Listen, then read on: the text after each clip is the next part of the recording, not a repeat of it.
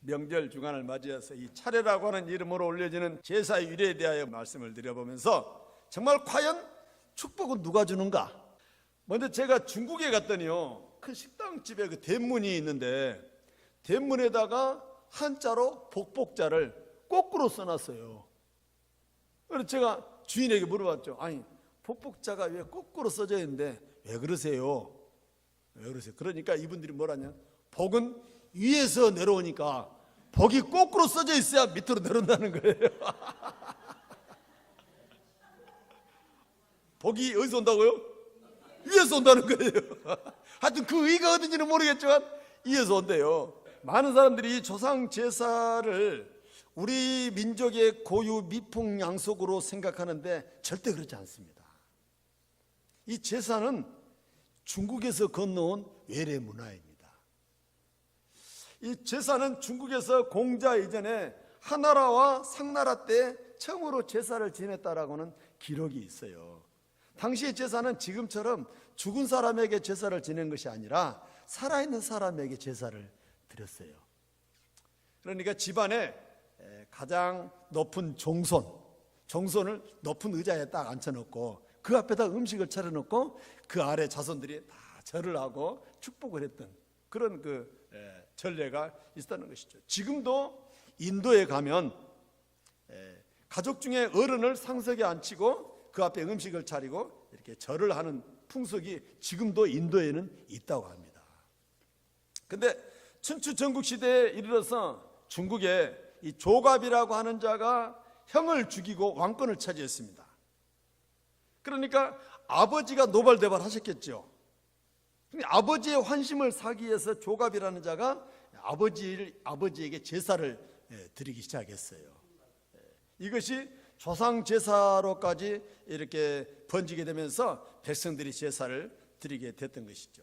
그로 인해 조상 제사가 유행하게 되었고 서로 자기 조상을 자랑할 목적으로 이제 거창하게 제사를 지내면서 중국의 제사 문화가 이렇게 만연하게 했다고 하는 것이죠.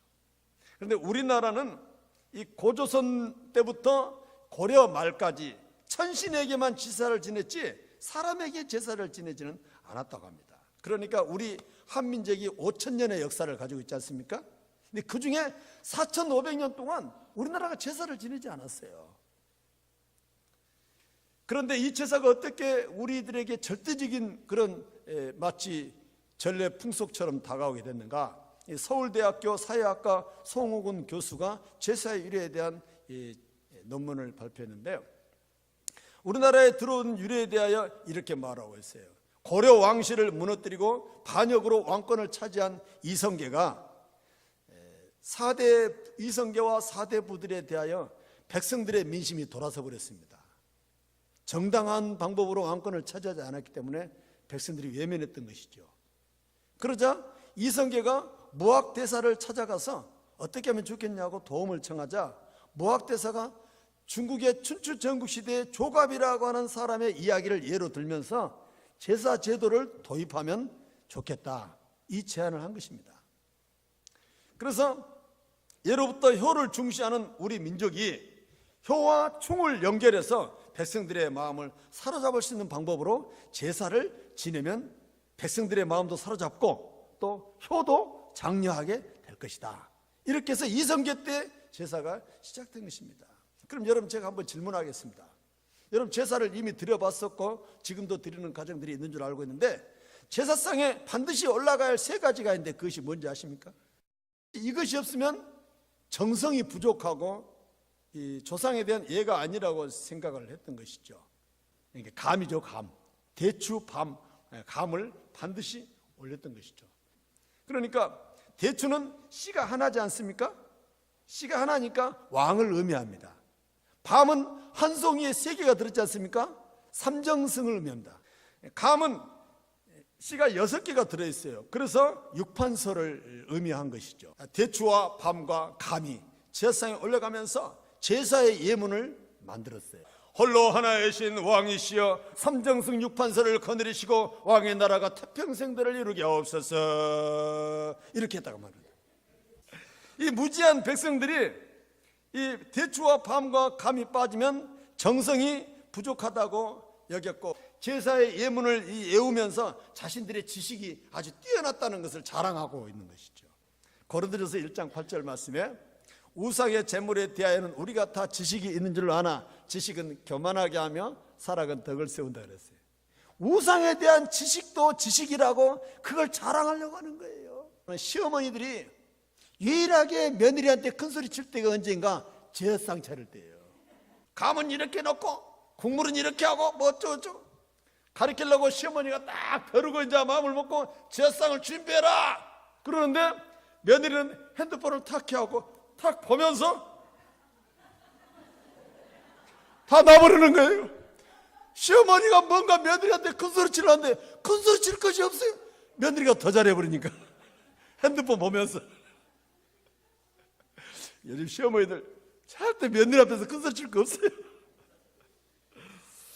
이렇게 해서 조선시대 제사가 시작됐는데 성종 때 반포된 이 경국대전에 보면은 6품 이상은 3대까지만 제사를 지내게 했고 7품 이하는 2대까지만 제사를 지내게 했고 서민은 부모 제사만 드리게 이렇게 법적으로 조항이 정해져 있었다고 합니다. 그런데 이 양반이 향촌을 장악해 가면서 조상 제사가 임금님에게 충성하고 부모에게 효를 하는 이 충군 효친의 규율을 위한 수단으로 변질되게 된 것입니다. 그래서 마침내 조상 제사를 많이 드리는 가문이 세도가 있는 가문으로 이제 여기게 된 거예요. 그래서 한 집에서 최소한 20번 정도를 제사를 지내야 양반이 된다. 이렇게 생각하면서 1년에 20번 제사를 지낸 것입니다. 이제 서민들도 양반이 되고 싶은 마음에 제사를 막 드리는 거예요. 자기 제사도 아닌데 남의 제사까지 끌어들여서 집에서 제사를 드리는 거예요. 많이 들어야 양반 가문에 채통이 쓴다고 제사를 지내게 됐다는 것입니다. 근데 이게 지금 우리나라에서 이 제사가 이제 유교를 종교로 믿는 사람들조차도 조상 제사가 별 의미 없이 느끼는 거예요. 그런데 왜 이렇게 조상 제사가 지금도 만연해져 가는가? 그것은 이 사람들이 가지고 있는 효사상과 귀신을 잘 섬겨야 복을 받는다라고 하는 무속 신앙 때문에 그렇습니다. 점쟁이나 무당들이 꼭 제사를 장려하고 제사를 통하여 복을 받는다라고 가르치고 있는 것이죠. 그리고 조상 제사는 유교 사상과도 맞지 않고 불교에서 말하는 윤회설과도 맞지 않습니다. 밥을 잘 차려 귀신을 먹으면 귀신이 신주라고 하는 나무에 편안히 거하여 집안이 잘 된다라고 하는 이 조상 제사가 명절날 차례라고 하는 이름으로 올려지게 되는 것이죠. 여러분, 고린도전서 10장 20절 말씀에 이렇게 말하겠습니다. 함께 있습니다. 시작. 무릇 이방인이 제사하는 것은 귀신에게 하는 것이요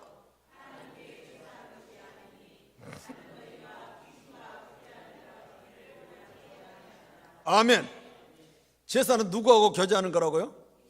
귀신하고 놀고 있는 거예요. 귀신. 제사가 복을 받는 통로가 아니라 귀신을 불러들이는 그러한 통로가 되고 있다는 것이죠.